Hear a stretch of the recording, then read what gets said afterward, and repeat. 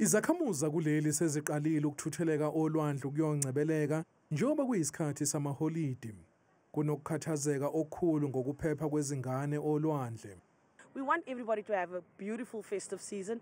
I think the other thing that we do as Com Service, we've got the Identikids program where we make sure that your kids are tagged so that if the beaches are packed and the beaches are full and your kid maybe wanders off because of excitement and they can't find you, if you got that tag on your kid, we are able to bring you back together again. Drowning, first of all, because people, they tend to drown a lot in beaches, so that's our main concern.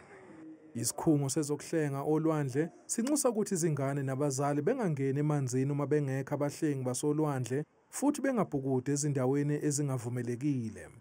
If you're going to go down to the ocean, the safest thing to do is to choose a beach where lifeguards are on duty and swim between their flags. If lifeguards aren't on duty on the beach that you've chosen to go to, just don't go into the water. Isikhungo iNational Sea Rescue Institute sithi abahlengi basolwandle bazokuba solwandle kusukela ngehora le-10 ekuseni kuze kube yihora lesi-6 ntambama ukuqapha isimo nsuku zonke.